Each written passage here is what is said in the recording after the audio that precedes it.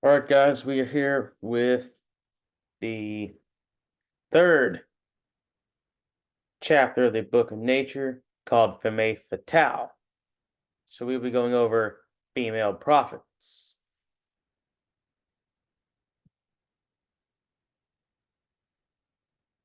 First one is Rebecca. She appears in the Hebrew Bible as the wife of Isaac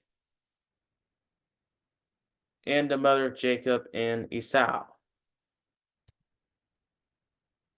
According to biblical tradition, Rebecca's father was Bethuel, the Armenian from Padan Aram, also called Aram Naharaim. Rebecca was buried in the cave of Machpelah near Mamre in the land of Canaan. There's Rebecca's a photograph of her meeting some type of guy, and there's her grave. So it proves that Rebecca, the biblical character, did exist.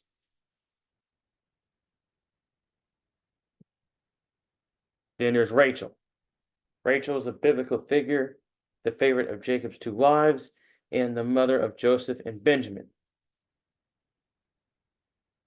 two of the 12 progenitors of the tribes of Israel. Rachel's tomb is the burial place of Rachel. The tomb is held and esteemed by Jews, Christians, and Muslims. The tomb is located at the northern entrance to the Palatine city of Bethlehem.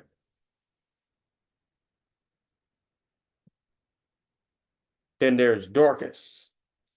Dorcas was an early disciple of Jesus mentioned in the Acts of the Apostles. She lived in the port city of Joppa. Acts describes her as being known for her good works and acts of mercy. She sewed the clothes for the poor. Acts 40 through 42. Peter sent them all out of the room. Then he got down on his knees and prayed. Turning toward the dead woman, she said, "Tabitha, get up." She opened her eyes, and seeing Peter, she sat up. He took her by the hand and helped her to her feet. Then he called believers and the widows and presented her to them alive. This became known as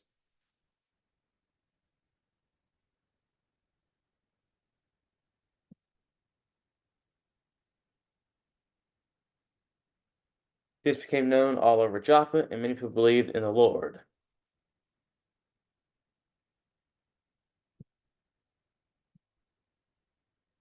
Then there's Hannah. Hannah is one of the wives of Elkanah, mentioned in the first book of Samuel. According to the Hebrew Bible, she was the mother of Samuel. Horvantani is dedicated to Hannah, mother of the prophet Samuel. The archaeological site received new life after being excavated for a second time. Aerial view of the mosaic floor is dedicated to Hannah.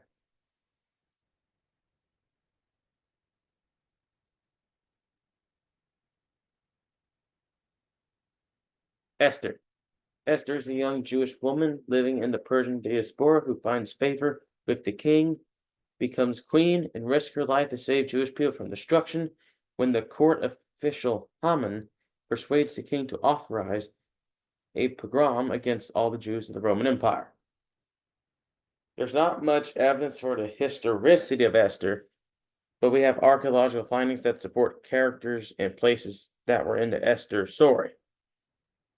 Persepolis treasury tablets. 7 eunuchs who served the king are mentioned by name. One of those men is Carcass. Carcass' name also appears in the archives of Persepolis treasury tablets. The palace of Susa is the location of the story of Esther. It was destroyed by fire in 435 BC. Archaeologists, however, have examined the ruins and located an inscription from King Darius that describes the construction of the place. Xerxes.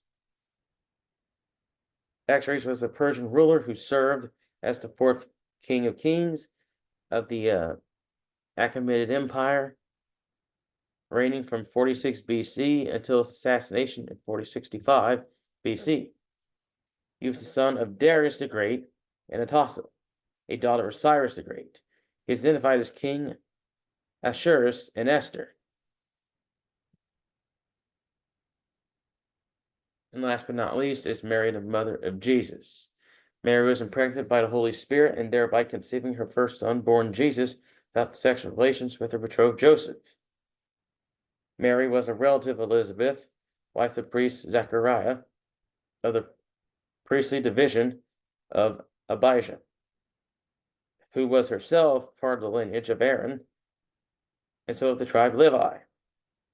The tomb of Mary is a church that is built around an ancient Jewish rock-cut tomb in the Kidron Valley at the foot of Mount Olives in Jerusalem. The tomb is considered to be the burial place of Mary, the mother of Jesus.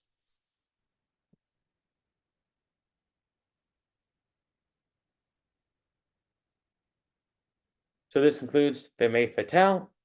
The final chapter of the Book of Nature will be revealed sometime soon.